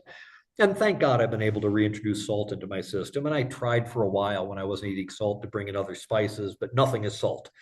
Um, and so it was definitely overwhelming at first, but ultimately navigable. And again, I just go back all for me, it goes back all the time, uh, to understanding that, like, yes, this is an enormous pain in the ass. to have to make all of these profound changes in my diet and the way I live my life. But the reward for making these changes is that I'm not going to die, and I'm going to be able to live longer. And for me, hokey as it sounds, the longer I live is the more time that I have to fulfill my purpose on this planet, which is to share love with as many people as I can and as deeply as I can. So, if I got to skip a steak and have a chicken, uh, now anyway, that seems like it's not that big a deal. But when it first happened, it was so defeating. It was like, why can't I just be me and eat the things, do the things that I've always loved to do? Woe is me. And yeah, and it does suck, but also having some perspective, and now having lived with this for 10 years, the knowledge of it, having lived with it for 58 years, but the knowledge of it for 10 years, the changes don't seem, I'm glad I made the changes. I'm glad that I was put through I was run through the gauntlet, of having to make these changes, because in the end, I'm happier now than I've ever been. So looking back, is there anything that you had you wish you had known about known sooner about hemochromatosis? Well, on one level, yes, absolutely. I wish that I had been diagnosed with this when I was a child, so I didn't have to end up at 58 years old with major health problems. And I'm fit and healthy now. I'm also aware that healthfulness is a transient experience. And I need to, after I get off this call, I'm going to have to get back in touch with the radiology unit at Mount Sinai, because I need to schedule my next liver MRI. I have to have 2 liver MRIs a year, because the extent of my cirrhosis puts me at a 20 times higher risk factor for developing liver cancer than the general population. And I don't want that to happen. And so I need to be mindful of it. I am very glad that I'm on hormone replacement therapy, but I'm also aware that if my prostate specific antigen levels start to go up, I'm going to have to go off of that, and I'm going to have to confront my sexual death. And so I wish that I'd known all of this a long time before. Then on the other side, I don't complain too heavily about the experiences that I've had, because they have led me to do some introspection that I never would have done otherwise. And that introspection has led me to a place where I feel more at peace and more connected to my life than I ever had before. So I would have liked to have known these things to avoid the great hardships that they've caused, but I'm also very, very thankful for the hardships they caused, because those hardships led to wisdom. Mm-hmm. How can listeners support you and your book and the hemochromatosis community? The couple of different questions in there. The best way that they can support me is when the book comes out. The title, stick it in your brain, is Incompatible with Life, a story of grave illness, great love, and survival. And if you would like, you can visit my website at michaeljtalon.com, read that introduction, leave a comment. Also, I would appreciate a follow on my socials. We'll include them in the links below, but I'm most easily found on Facebook, at least for the time being.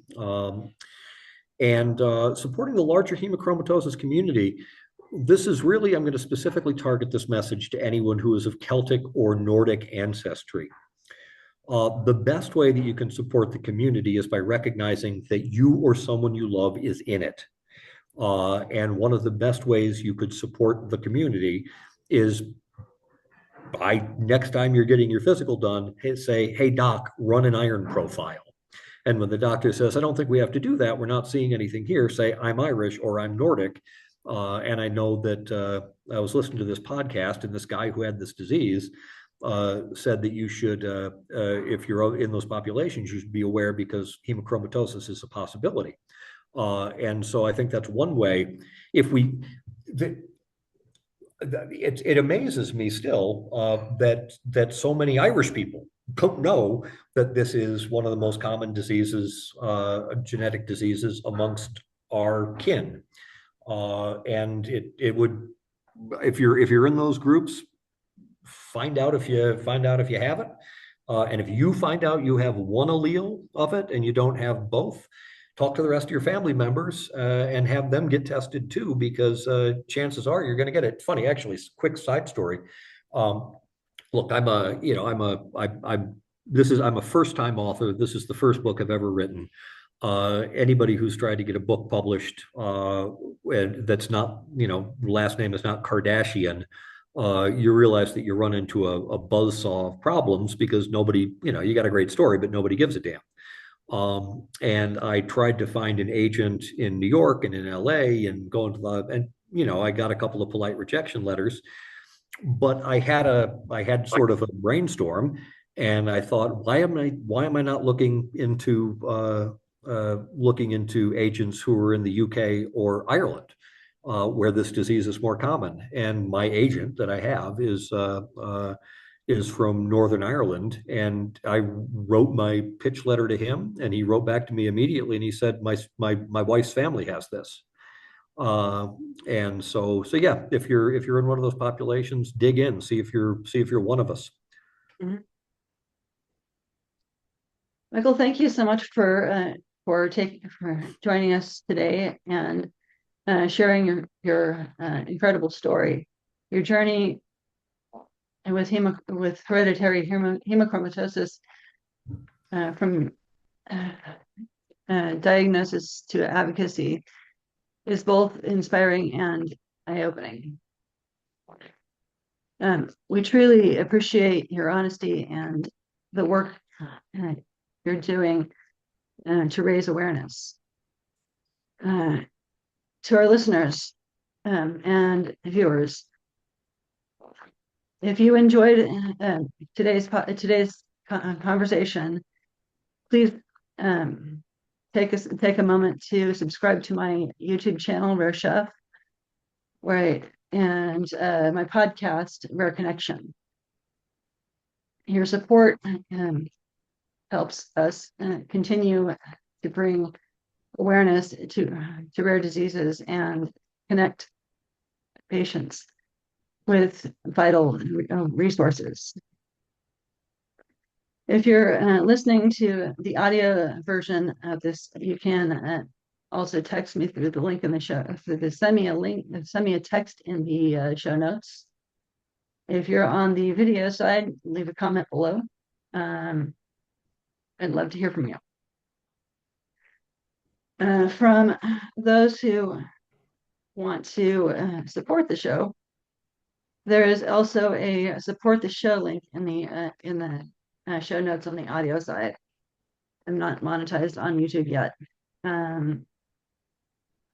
Just a quick note with that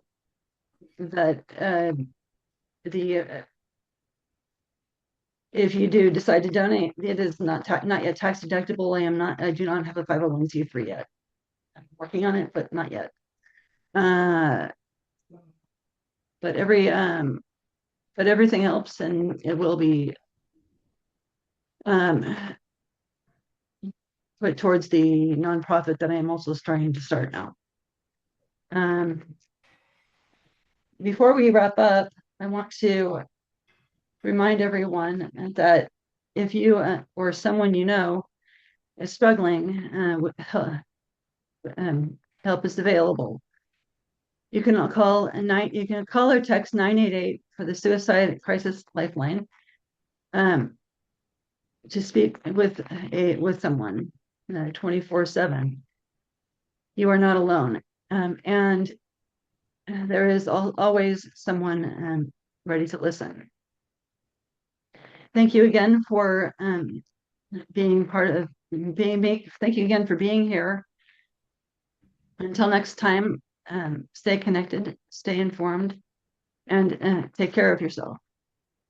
See you next time. See you in the next episode.